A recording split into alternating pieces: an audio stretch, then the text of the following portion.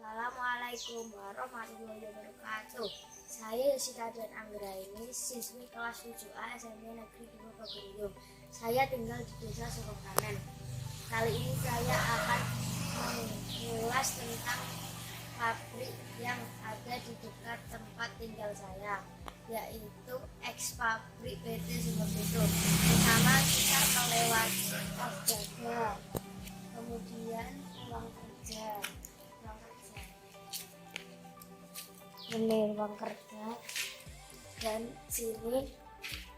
ini ruang kerjanya, dan di sini ruang rapat.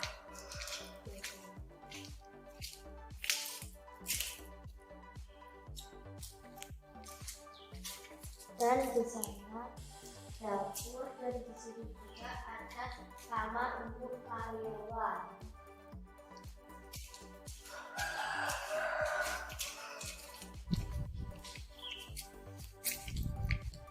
Di sini juga ada tanaman-tanaman yang lihat,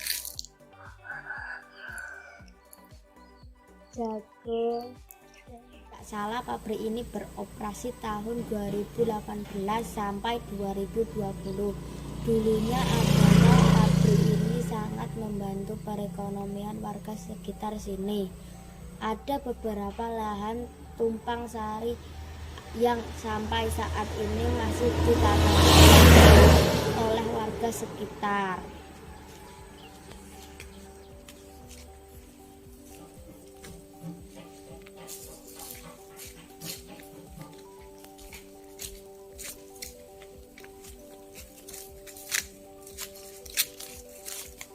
Di sini juga ada tanaman. Di sini juga ada yang menanam ini pohon tela ya.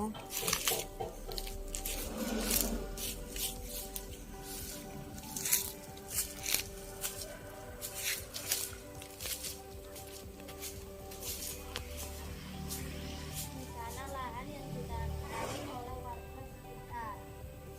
Dan sekarang kita pulang.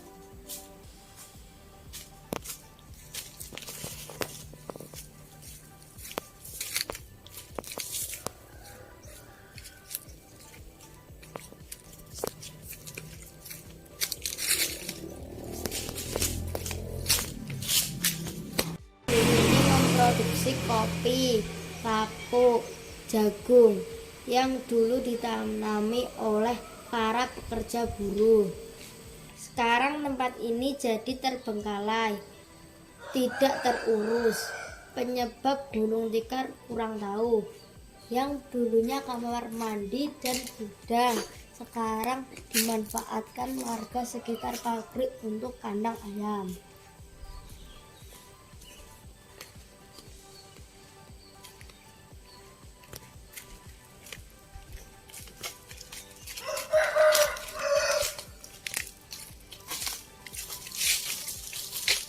Di sana kamar mandi dan gudang yang dimanfaatkan oleh warga sekitar pabrik.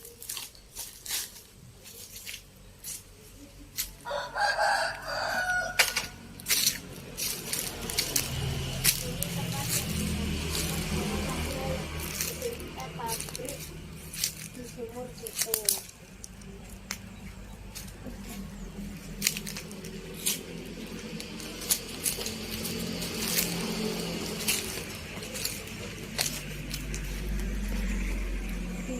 Juga kamar mandi yang ada di pabrik Sumberpitu. Dan di sana juga ada rumah yang sudah lama tidak dihuni oleh orang.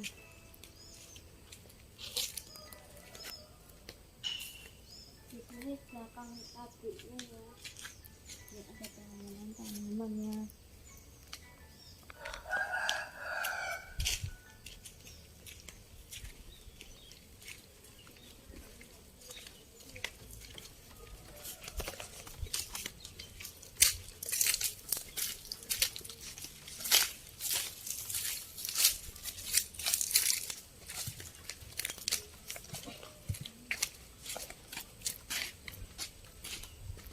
Sekian dari saya. Wassalamualaikum warahmatullahi wabarakatuh.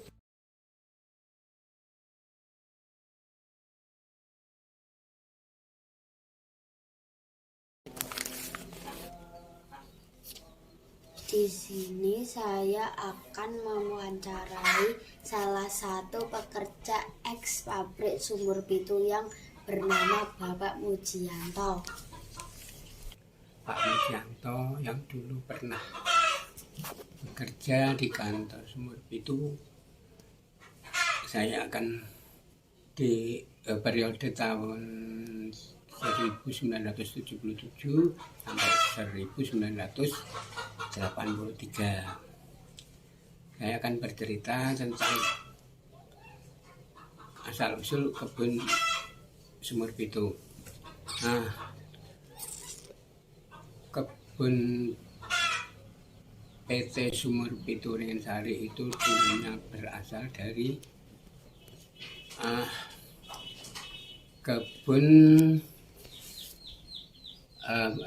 dari BRN atau Biro Rekonstruksi Nasional yang bernama NV Sekecer Ringin-Sari atau NV singkatan dari Namlus Vereniging yang berarti perkebunan, dan di pimpinan tertingginya adalah direksi, dan yang mengelola langsung di kebun Sumur Pitu dinamakan administratur. Perkebunan Sumur Pitu terdiri dari 5 abdeling atau bagian yang luasnya kira-kira 600 hektar lebih. Itu terdiri dari 5 abdeling, yaitu yang pertama di kebun Sumur Pitu itu sendiri, lalu Musokor, lalu Sekecer, terus Ringin-Sari, terus ada lagi Paraan, yang semuanya berdomisili di wilayah Kawedanan Sukoharjo. Terus apa itu? Musokor, lalu Sekecer, terus Ringin-Sari, terus ada lagi Paraan, yang semuanya berdomisili di wilayah Kawedanan Sukoharjo. Terus apa itu? Setelah BRN itu dikuasai Belanda, yang yang penjaganya dulu dinamakan OW, Ondername W, atau yang sekarang, kalau yang sekarang ya polisi kebun lah. Terus pada waktu ada G30 SPKI itu dikuasai Peperda Jateng, lalu dialihkan ke PT Rumpun, bernaung di bawah PT Rumpun, diganti namanya PT Sumur Pitu, yang pada waktu itu direksinya Mbah Indro. Terus berjalannya waktu itu, pada waktu saya bekerja di tahun 77, direksinya Pak Sudal Maji, yang itu juga dari pensiunan Angkatan Darat, Pak Mayor Sudal Maji. Terus diganti Pak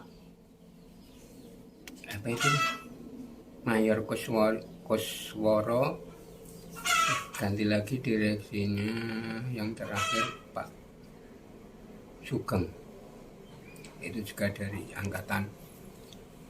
Pada waktu saya bekerja di situ tahun 1977 sampai 1983 sudah berganti-ganti pimpinan kebun atau administrator.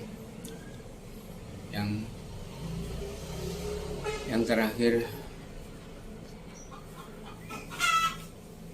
administrator.